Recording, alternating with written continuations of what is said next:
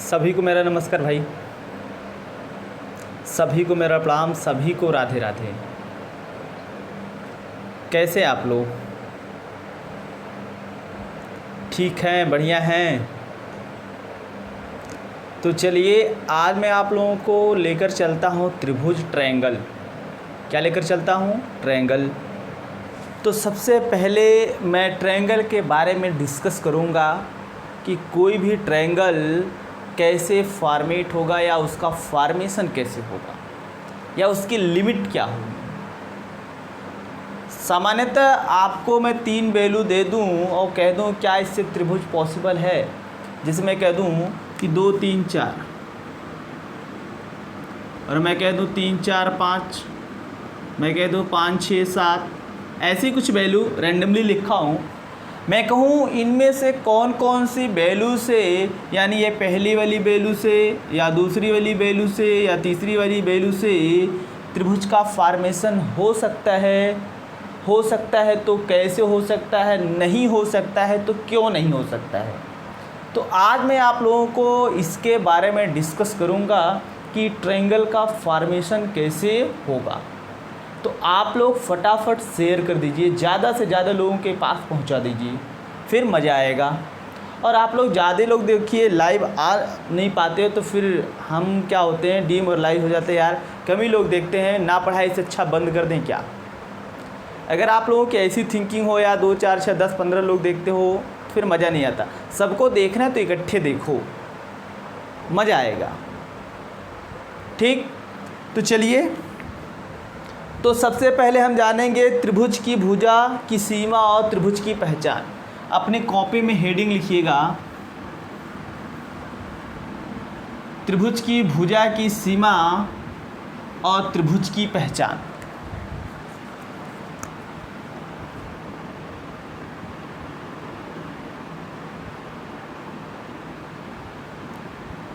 त्रिभुज की भुजा की सीमा और त्रिभुज की पहचान। और त्रिभुज की पहचान।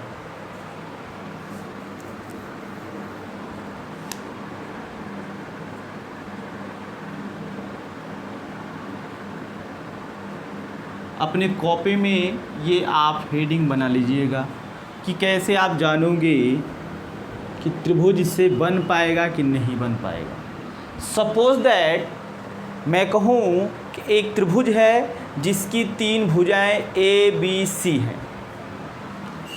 एक त्रिभुज है जिसकी 3 भुजाएं ए बी सी हैं। क्या हैं? ए बी सी हैं। और मैं कह दूं कि सी जो है ये सबसे बड़ी भुजा है, ये सबसे बड़ी भुजा है। ये क्या है? सबसे बड़ी भुजा है। तो इसमें जो कहा जाता है, पहला पॉइंट कहा जाता है कि त्रिभुज की 2 छोटी भुजाओं का योगफल सदैव तीसरी बड़ी भुजा से अधिक होनी चाहिए। हमने क्या बोला? ध्यान से नोट करिएगा, अपनी कॉपी में नोट करिएगा। त्रिभुज की 2 छोटी भुजाओं का योगफल त्रिभुज की सबसे बड़ी भुजा से अधिक होनी चाहिए। त्रिभुज की सबसे बड़ी भुजा से अधिक होनी चाहिए। कहने का मतलब ये सबसे बड़ी भुजा है तो इन दोनों का योगफल a + b is greater than c। ध्यान देना, ये आपका पहला नोट है। और कभी कभार एग्ज़ाम में ऐसा आ सकता है, कभी कभार एग्ज़ाम में ऐसा आ सकता है, इस बात को आप ध्यान दीजिएगा। अगर ये कंडीशन फॉलो करेगा तभी तो आपका त्रिभुज बन पाएगा, अन्यथा त्रिभुज नहीं बन पाएगा। जैसे फॉर एग्ज़ाम्पल, इस पर मैं एग्ज़ाम्पल लेता हूँ। मैं कहूँ कि एक त्रिभुज जिसकी भुजाएं 6 8 और 10 हैं। क्या है? 6 8 और 10 हैं।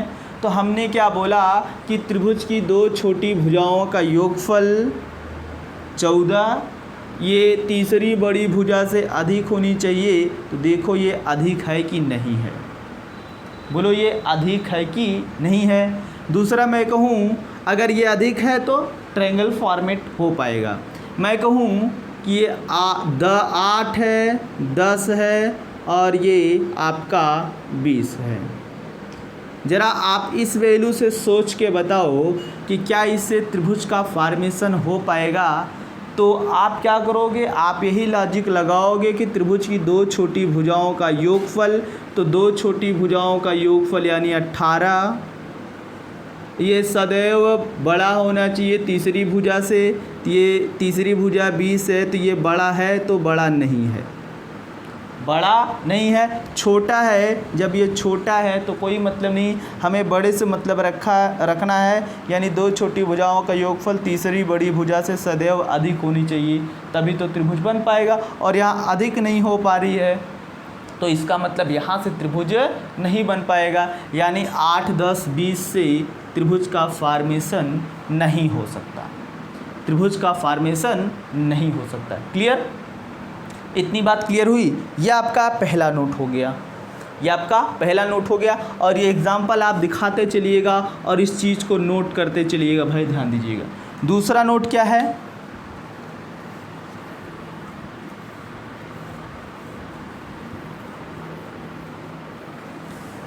थोड़ा सा इरेज कर देता हूँ और मैं आपको एकदम आराम से पढ़ाऊँगा जिससे आपको समझ में आ जाए। तो देखिए इसमें क्या है, मैं कहूँ कि आप मान रखे हो त्रिभुज की तीनों भुजाएं ए, बी व सी, और ये सी क्या है, सबसे बड़ी भुजा है। सी क्या है, सबसे बड़ी भुजा है। क्लियर?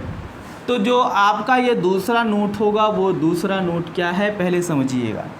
कहा जाता है कि त्रिभुज की किसी भी भुजा की लंबाई, क्या, त्रिभुज की किसी भी भुजा की लंबाई शेष दोनों भुजाओं के योगफल से कम तथा अंतर से अधिक होनी चाहिए। हमने क्या बोला, त्रिभुज की किसी भी भुजा की लंबाई शेष दोनों भुजाओं के योगफल से कम व अंतर से अधिक होनी चाहिए। तो त्रिभुज की किसी भी भुजा की लंबाई अगर आप लेते हो, सपोज दैट आप लेते हो बी, क्लियर, क्या लेते हो, बी लेते हो। अगर आप बी लेते हो तो इसके बारे में कहा गया है कि ये जो है शेष दोनों भुजाओं के योगफल से अधिक, मतलब ए प्लस सी से ये क्या होना चाहिए, अधिक होना चाहिए, सॉरी योगफल से कम, योगफल से कम होना चाहिए, ए प्लस सी से कम होना चाहिए, और अंतर से अधिक होना चाहिए, यानी ए माइनस सी से ये अधिक होना चाहिए। क्या बोला हमने, त्रिभुज की किसी भी भुजा की लंबाई शेष दोनों भुजाओं के योगफल से कम व अंतर से अधिक होना चाहिए। तो आपने केवल लिया है भाई बी, तो ज़रूरी नहीं है कि आप बी ही लो, आप ए भी ले सकते हो। आपके मन में अगर डाउट हो तो आप ए भी ले सकते हो। चलो अगर आप ए लेते हो तो फिर वही कंडीशन लगाओगे, क्या लगाओगे, वही कंडीशन लगाओगे कि शेष दोनों भुजाओं के योग से कम। तो शेष दोनों भुजाएं कौन हैं, बी और सी हैं, यानी बी और सी के योग से कम, लेकिन बी और सी के अंतर से अधिक होना चाहिए, या तो ये आएगा। क्लियर? अगला, अगर आप सी लेते हो कहोगे कि सी जो है ए प्लस बी के योग से कम, ए प्लस बी के योग से कम, लेकिन ए माइनस सी, ए माइनस बी के अंतर से अधिक होना चाहिए। क्लियर? ये तीन टर्म हैं, एक ही चीज़ को तीन तरीके से दिखाया जा सकता है। ये तीन तरीका मैं इसलिए दिखाया हूँ क्योंकि एग्ज़ाम में ऐसे भी आ सकता है, एग्ज़ाम में ऐसे भी आ सकता है कि कहेगा निम्न में से कौन सा असत्य है। निम्न में से कौन सा असत्य है? सत्य ना पूछ के हमसे असत्य पूछ सकता है, असत्य हमसे पूछ सकता है। बोलो भाई इतनी बात आपको समझ में आई कि नहीं आई? मैं आप लोगों को आराम आराम से सिखा रहा हूँ। जिसको सीखना है वो लगातार बना रहेगा, जिसको नहीं सीखना है कोई बात नहीं है, वो बीच में छोड़ के इधर उधर गायब हो सकता है, हाथ पाँव इधर उधर मार सकता है। क्लियर? अब इस पर मैं आपको एक दो क्वेश्चन करा देता हूँ, तो आप क्वेश्चन के बारे में भी डिस्कस कर लेंगे कि हाँ इससे क्या क्वेश्चन बन सकता है। लिखना, एक क्वेश्चन लिखना, एक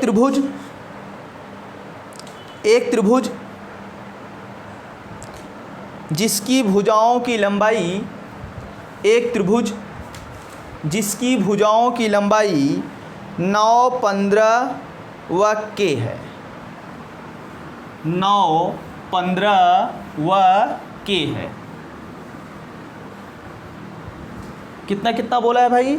9, 15 व k है, 9, 15 व k है। आगे लिखना, आगे वो रखा है तो बताइए निम्न में से क्या सत्य होगा? तो बताइए निम्न में से क्या सत्य होगा? ऑप्शन है, पहला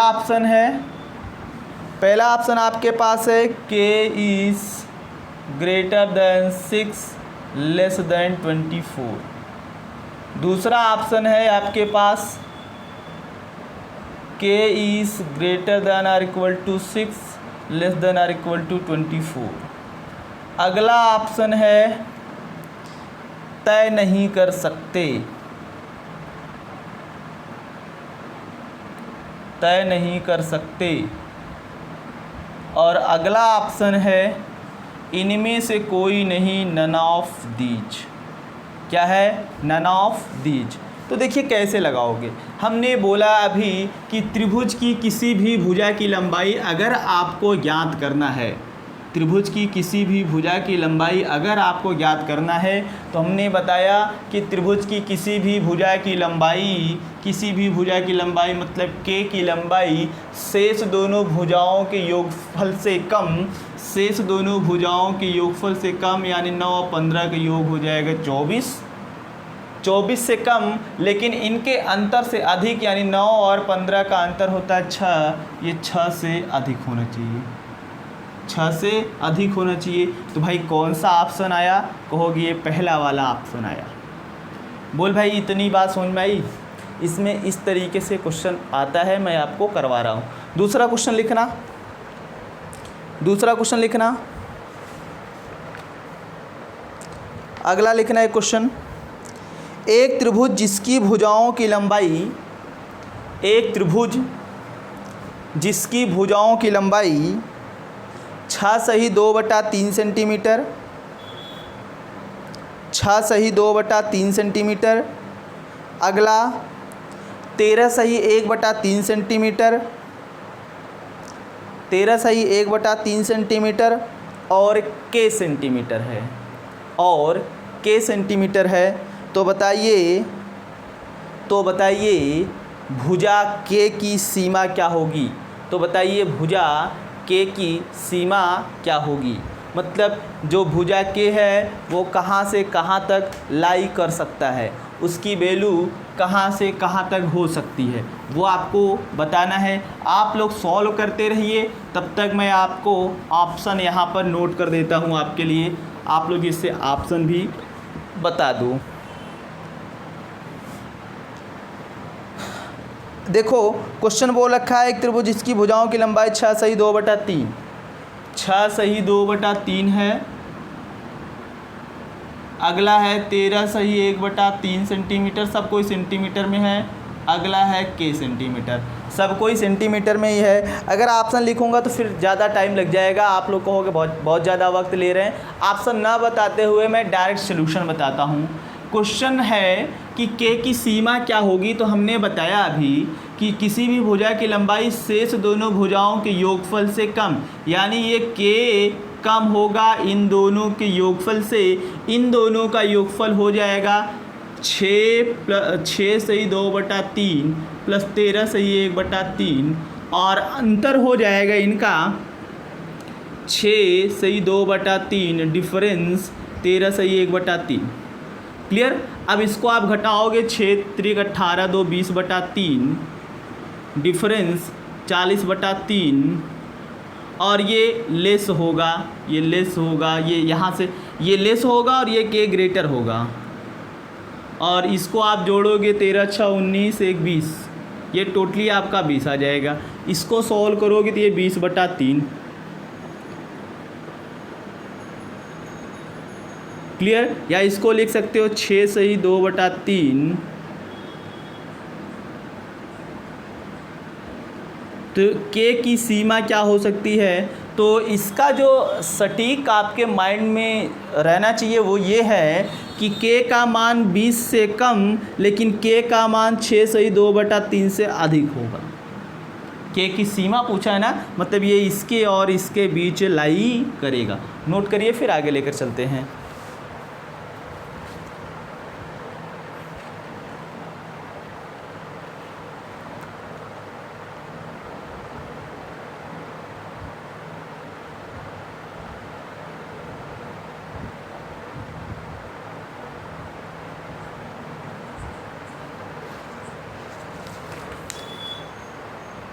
हो गया भाई? बोलो हाँ ना, बोलो आप लोग। अब आपको अगला नोट लिखना है। ठीक, एक अगला नोट लिखना है कि भुजाओं के आधार पर हम कोणों में कैसे त्रिभुज के बारे में बताएंगे। तीसरा नोट लिखिएगा। एकदम आराम से पढ़ा रहा हूँ, आप लोग लाइक शेयर ज़रूर करें और जो लोग मेरे चैनल पर नए हैं वो सब्सक्राइब कर देंगे और बेल आइकन के बटन को प्रेस कर देंगे जिससे आपको अगले वीडियो की नोटिफिकेशन मिल जाए। क्लियर। तो हमें जानना है ये सीमा, यानी सीमा के बारे में जानना है, लिमिट के बारे में जानना है और नोट है थर्ड आपका। 2 नोट तो हमने पढ़ा रखा। तीसरा नोट क्या है। सपोज दैट एक त्रिभुज ABC है जिसमें C क्या है, सबसे बड़ी भुजा है। C क्या है, सबसे बड़ी भुजा है। ध्यान समझिएगा और यहाँ से क्वेश्चन ज़रूर रेज होता है, ज़रूर यहाँ से क्वेश्चन बनता है। एक त्रिभुज है जिसकी भुजाएं ABC हैं। क्लियर। अब यहाँ से इसके खेल के बारे में आपको जानना पड़ेगा कि हम भुजा से कोण के बारे में कैसे बताएंगे। सपोज दैट अगर ये सबसे बड़ी भुजा का वर्ग शेष दोनों भुजाओं के वर्गों के योगफल से यानी A² + B² से अगर अधिक हो जाता है। दूसरा कंडीशन ये है कि सबसे बड़ी भुजा का वर्ग शेष दोनों भुजाओं के वर्गों के योगफल के बराबर हो जाता है। और तीसरा कंडीशन ये है कि सबसे बड़ी भुजा का वर्ग शेष दोनों भुजाओं के वर्गों के योग से अगर कम हो जाता है। तो यहाँ से 3 कंडीशन बनेगा। 3 कंडीशन यहाँ से फॉर्म होता है। यहाँ से क्वेश्चन भी रेज होगा, ध्यान समझिएगा। ये 3 कंडीशन यहाँ से बना हुआ है। इसमें क्या है कि अगर मैं कहूँ यदि किसी त्रिभुज के सबसे बड़ी भुजा की लंबाई का वर्ग शेष दोनों भुजाओं के वर्गों के योग से अधिक होगा तो वह त्रिभुज अधिक कोण त्रिभुज होगा। वह त्रिभुज अधिक कोण त्रिभुज होगा। क्लियर। दूसरा कंडीशन ये है कि यदि किसी त्रिभुज की सबसे बड़ी भुजा की लंबाई का वर्ग शेष दोनों भुजाओं के वर्गों के योगफल के बराबर हो जाए तो वह त्रिभुज समकोण त्रिभुज होगा। वह त्रिभुज समकोण त्रिभुज होगा। तीसरा कंडीशन ये है कि यदि किसी त्रिभुज के सबसे बड़ी भुजा का वर्ग शेष दोनों भुजाओं के वर्गों के योगफल से कम प्राप्त हो जाए तो वह त्रिभुज न्यून कोण त्रिभुज होगा। वह त्रिभुज न्यून कोण त्रिभुज होगा। क्या होगा? न्यून कोण त्रिभुज होगा। एक बार फिर से रिवाइज करवा दे रहा हूँ। मैं कह रहा हूँ कि अगर कोई त्रिभुज है जिसकी भुजाएं ए बी सी हैं और सबसे बड़ी भुजा का वर्ग यदि शेष दोनों भुजाओं के वर्गों के योगफल से अधिक हो जाए तो वह त्रिभुज अधिक कोण त्रिभुज होगा। दूसरा, अगर ये बराबर हो जाए तो समकोण त्रिभुज होगा। अगर ये छोटा हो जाएगा सी स्क्वायर तो क्या हो जाएगा, न्यून कोण त्रिभुज हो जाएगा। बोलो इतनी बात समझ में आई कि नहीं? इस चीज़ को आपको समझना है, तभी आप जान पाओगे कि ये क्या है क्या नहीं है। क्लियर? इस पर लिखना एक क्वेश्चन, तब आपका दिमाग खुलेगा। इस पर एक क्वेश्चन लिखना। क्वेश्चन क्या है, नोट करना। एक त्रिभुज जिसकी भुजाओं की लंबाई, एक त्रिभुज जिसकी भुजाओं की लंबाई 15 सेंटीमीटर, 12 सेंटीमीटर और 10 सेंटीमीटर है। एक त्रिभुज जिसकी भुजाओं की लंबाई 15 सेंटीमीटर, 12 सेंटीमीटर और 10 सेंटीमीटर है। कितना कितना? 15, 12 और 10 सेंटीमीटर है। तो बताइए त्रिभुज के लिए निम्न में से क्या सत्य होगा? तो बताइए त्रिभुज के लिए निम्न में से क्या सत्य होगा? 4 ऑप्शन है। अधिक कोण त्रिभुज, न्यून कोण त्रिभुज, समकोण त्रिभुज, त्रिभुज का निर्माण संभव नहीं है। क्या है त्रिभुज की भुजा की लंबाई? 15, 12 और 10। भुजाओं की लंबाई दे रखा है 15, 12 और 10। 4 ऑप्शन दे रखा है। अधिक कोण त्रिभुज, अधिक कोण त्रिभुज। दूसरा न्यून कोण त्रिभुज। अगला समकोण त्रिभुज। और चौथा त्रिभुज का निर्माण संभव नहीं है। त्रिभुज का निर्माण संभव नहीं है।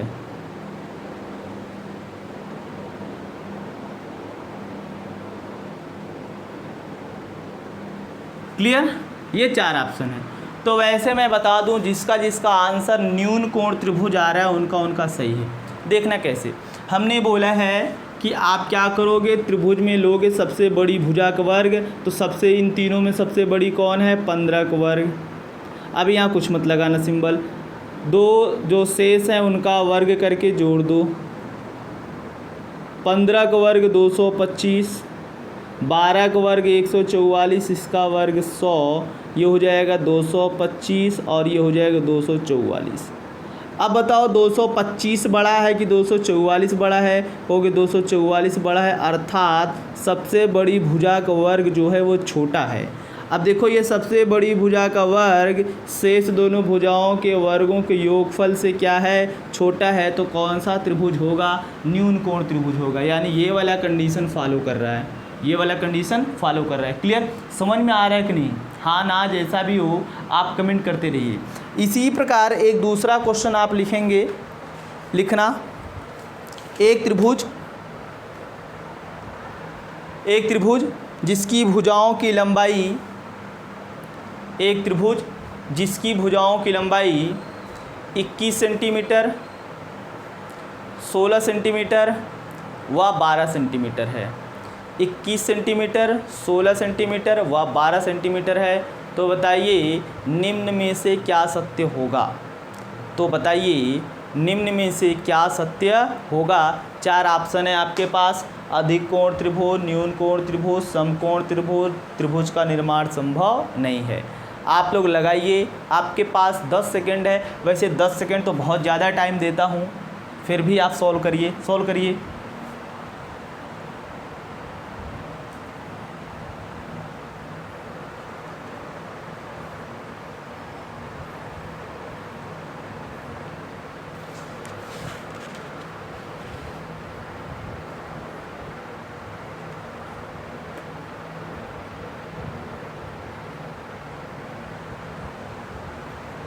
हो गया भाई? तो जिसका जिसका आ रहा है अधिक कोण त्रिभुज उनका उनका सही है।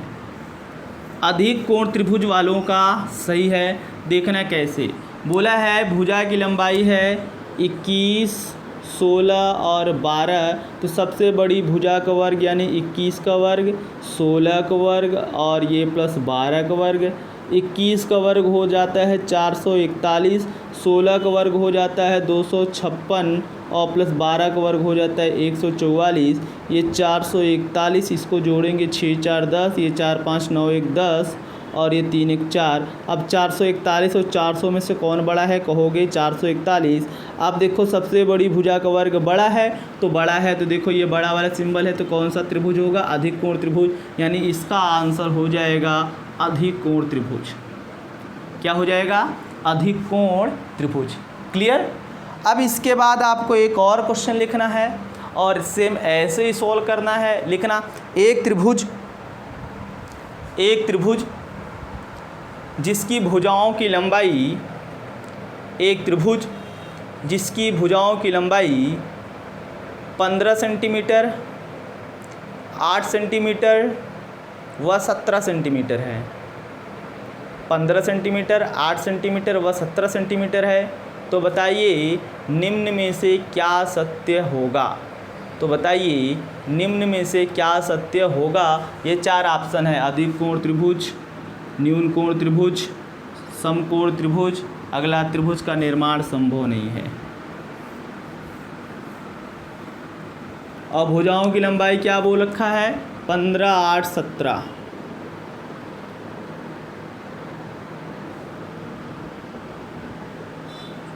तो क्या करोगे? वैसे आंसर मैं बता दूं, जिसका जिसका समकोण आ रहा है उनका उनका सही है।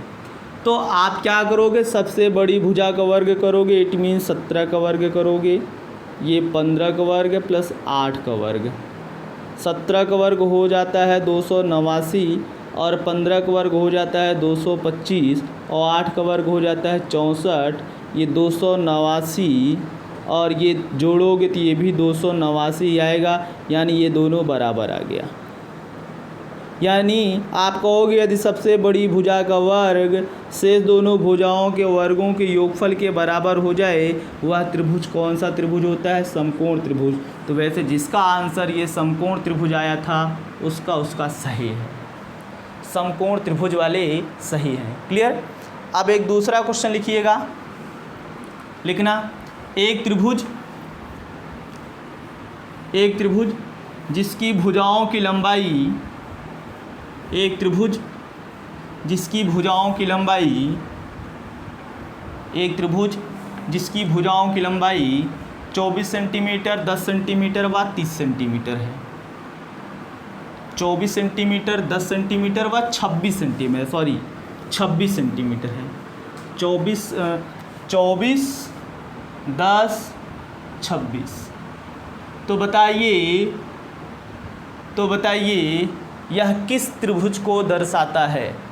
तो बताइए यह किस त्रिभुज को दर्शाता है? एकदम सेम वैसे ही हल करना है। तो हल करने के बाद आप लोग देखिए ये किस त्रिभुज को दर्शा रहा है, ये कौन सा त्रिभुज होगा? न्यून कोण, अधिक कोण, समकोण क्या होगा? हल करिए। तो जिसका जिसका समकोण त्रिभुज आ रहा है उसका सही है। कैसे? आप सबसे बड़ी भुजा का वर्ग करोगे 26 का वर्ग, ये 24 का वर्ग प्लस 10 का वर्ग।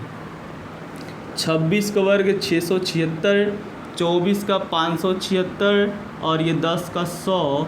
ये जोड़ोगे 676 बराबर होगा ये 676 के, क्योंकि ये जोड़ोगे तो 676, यानी ये दोनों वैल्यू आपस में क्या हो गई? बराबर हो गई। ये कौन सा त्रिभुज शो करेगा? समकोण त्रिभुज, राइट एंगल ट्रायंगल।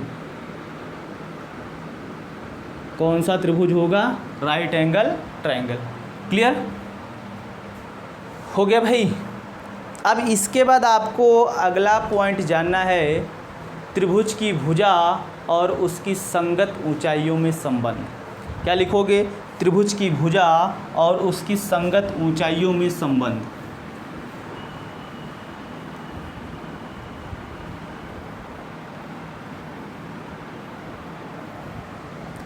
त्रिभुज की भुजा, ये चौथा नोट है।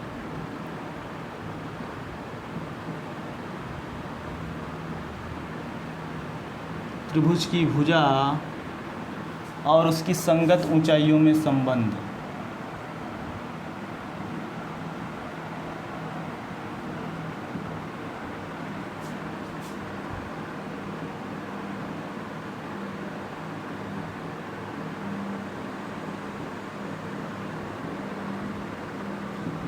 क्लियर?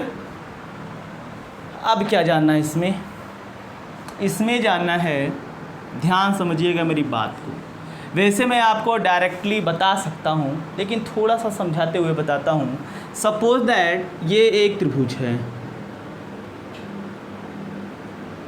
ये ए बी सी। क्लियर? ये एक त्रिभुज है और ये वाली भुजा आपकी ए है और ये वाली भुजा आपकी बी है, भुजा की लंबाई जो है, और ये वाली भुजा आपकी सी है। जैसे जैसे मैं फिगर बना रहा हूँ आप समझते रहिएगा। क्लियर? और हमने बोला है संगत ऊंचाई के बारे में। एक मिनट रुकिएगा, रेड मार्कर से मैं आपको दर्शाता हूँ संगत ऊंचाई के बारे में। किसके बारे में? संगत ऊंचाई के बारे में। किधर गया भाई रेड मार्कर? दिखाई नहीं दे रहा है। चलो रेड नहीं दिख रहा है, ब्लू से ही बता देता हूँ। अब ये वाली भुजा ए है तो इसकी संगत ऊंचाई ये होगी।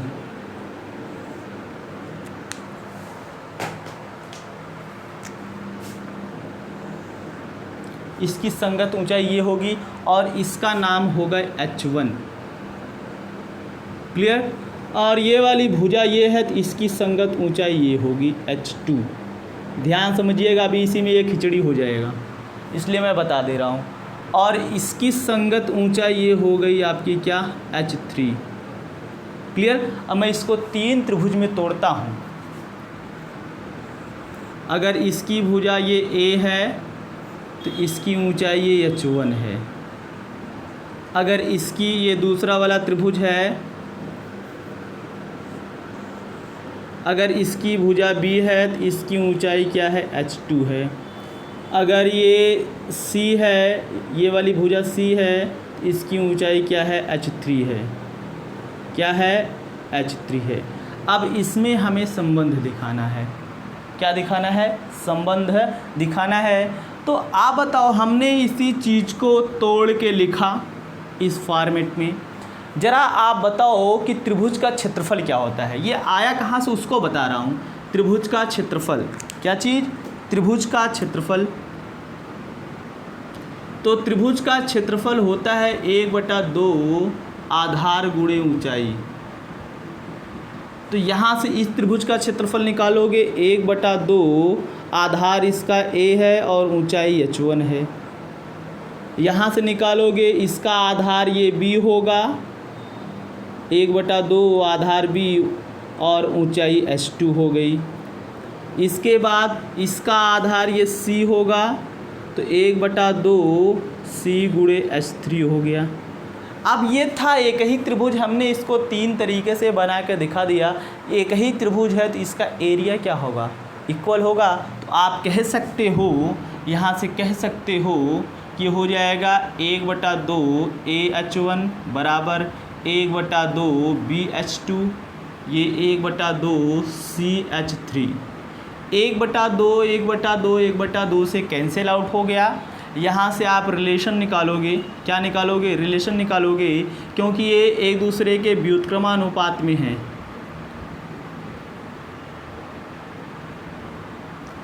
यहाँ से आप रिलेशन निकालोगे, कहोगे A अनुपाते B अनुपाते C बराबर 1/H1 अनुपाते 1/H2 अनुपाते 1/H3। अब ये मत पूछना ये कहाँ से आया। अगर ये आप पूछोगे तो भाई इसका मतलब आप अनुपात समानुपात का चैप्टर नहीं पढ़े हो। ये कहाँ से आया मैं आपको थोड़ा सा बता देता हूँ। अगर यहाँ से आप K मानते हो, एक बार इसको रिलेट करना, एक बार इसको रिलेट करना, एक बार इसको रिलेट करना, ये अनुपाते B अनुपाते C निकालोगे तो यही आ जाएगा। क्लियर? और या इसको दूसरे रूप में लिख सकते हो, H1 अनुपाते H2 अनुपाते H3 अनुपाते H3 बराबर 1/A/1/B/C। आपको लग रहा होगा यार बहुत लेंदी बता रहा हूँ, लेकिन ध्यान देना, समझ में आ जाएगा तो फिर आप नहीं कहोगे। और एग्ज़ाम में दोनों तरीके से आ सकता है, दोनों तरीके से आ सकता है। क्लियर? तो ये हो गया त्रिभुज की भुजा और उसकी ऊंचाई में संबंध, उसकी संगत ऊंचाई में संबंध। तो इतना नोट करना, फिर मैं आपको डायरेक्टली 1 या 2 लाइन में लिखवा देता हूँ। इतनी बात समझ में आई कि नहीं, कहाँ से कौन चीज़ आया? तो आप नोट करके लिखिएगा, त्रिभुज की भुजा लिखना, त्रिभुज की भुजा और उसकी संगत ऊंचाई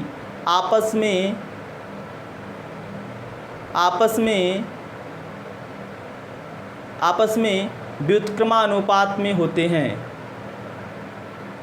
या एक दूसरे के व्युत्क्रमानुपात में होते हैं। त्रिभुज की भुजा और उसकी संगत ऊंचाई एक दूसरे के व्युत्क्रमानुपात में होते हैं। त्रिभुज की भुजा और उसकी संगत ऊंचाई एक दूसरे के व्युत्क्रमानुपात में होते हैं। क्लियर? एक दूसरे के व्युत्क्रमानुपात में होते हैं। अब ये आप लिखे ही हो, सर्कल कर लो इसको, लिखना क्वेश्चन, इस पर लिखना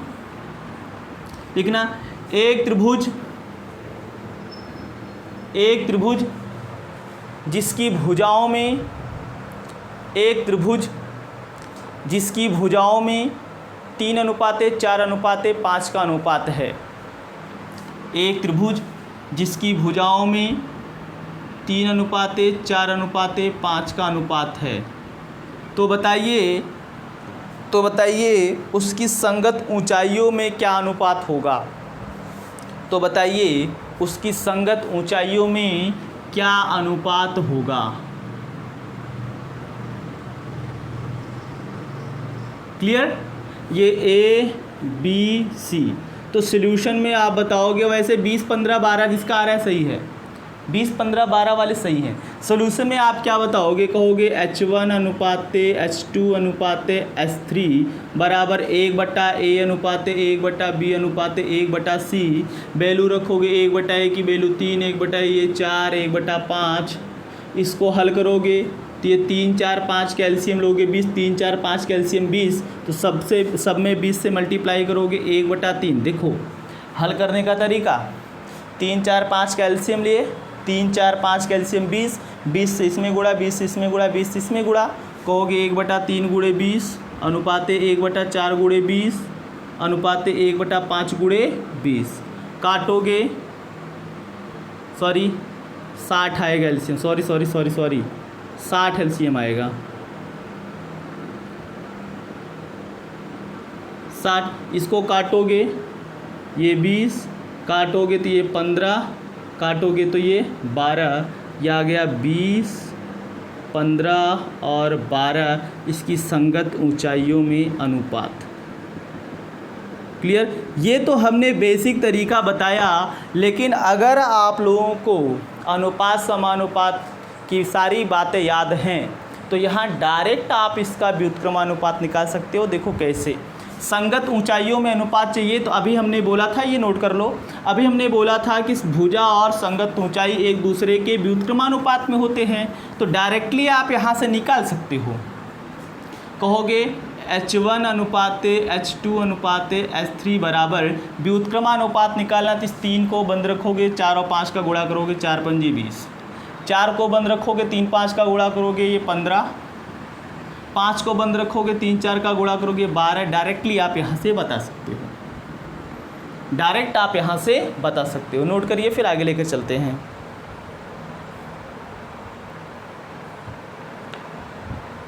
लिखना एक त्रिभुज की भुजाएं क्रमशः 10 सेंटीमीटर, 12 सेंटीमीटर व 15 सेंटीमीटर हैं। एक त्रिभुज की भुजाएं क्रमशः 10 सेंटीमीटर, 12 सेंटीमीटर व 15 सेंटीमीटर हैं। तो बताइए इनके संगत ऊंचाइयों में क्या अनुपात होगा? तो बताइए इनकी संगत ऊंचाइयों में क्या अनुपात होगा? इस बार थोड़ा सा अलग दे रखा है, A B C और क्या क्या दे रखा है भाई, 10, 12, 15, यानी ये 10 है, ये 12 है, ये 15 है। और हमसे इनकी संगत ऊंचाइयों में अनुपात पूछ रखा है। तो कैसे आप बताओगे? आप इनकी भुजाओं में अनुपात लगा दो। क्या कर दो? अनुपात लगा दो। अगर कट के छोटा हो रहा है तो ठीक है, नहीं कट रहा है तो संगत ऊंचाइयों में अनुपात निकालोगे, H1 अनुपात H2 अनुपात H3। अभी बताया था कैसे व्युत्क्रमानुपात निकालोगे। 10 को बंद रखो, 12 और 15 का गुणा करोगे 180 अनुपाते। 12 को बंद रखोगे, 10 और 15 गुणा करोगे 150 अनुपाते। 15 को बंद रखोगे, 10 और 12 का गुणा करोगे 120। अब ये 2 से कटेगा, 90, 75, ये 60, ये 5 से कटेगा, 1 मिनट, ये 180, 150, 120 आया था, 180, 150, 120 आया था। 0, 0, 0 कट हो गया। 18, 15 और 12 कैल्शियम अनुपात आ गया। क्लियर? 18, 15 और 12 का अनुपात है इनकी संगत ऊंचाइयों में। नोट करिए।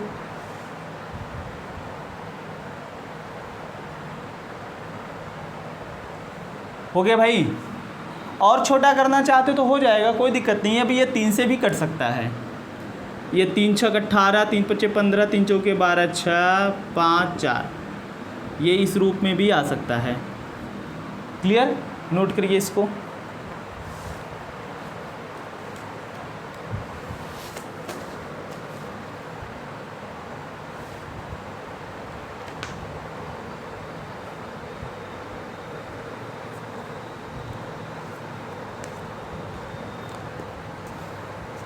हो गया? एक दूसरा क्वेश्चन लिखिएगा। एक त्रिभुज जिसकी ऊंचाइयों में, एक त्रिभुज जिसकी ऊंचाइयों में 12 अनुपाते 13 अनुपाते 5 का अनुपात है। 12, 13, 5 का अनुपात है। तो बताइए उनके संगत भुजाओं में क्या अनुपात होगा? 12, 13, 5 का अनुपात है, ये इनकी ऊंचाइयों में अनुपात है और इनकी भुजाओं में अनुपात पूछ रखा है, यानी A अनुपाते B अनुपाते C। तो कुछ आपको करना नहीं है। इसको बंद रखोगे, 13 पच्चे 65, इसको बंद रखोगे, 12 पंजे 60, इसको बंद रखोगे, ये 13 दहा में 130, 156, काटोगे इसको तो ये नहीं कटेगा। क्लियर? तो ये आ जाएगा आपका, इनकी भुजाओं में क्या अनुपात होगा? 65, 60 और 156। क्लियर? बोलो भाई, इतनी बात समझ में आई कि नहीं? अगर इतनी बात आपको समझ में आ गई होगी तो आज के लिए बस इतना ही। इसके आगे मैं आप लोगों को लेकर चलूँगा, लेकिन आप लोग क्या करोगे, सबसे पहले इसको लगाओगे, अच्छे से इसको रिवाइज कर लोगे। आगे फिर मैं धीरे धीरे आगे बढ़ूँगा। ठीक? तो आज के लिए बस इतना ही। Okay, thank you.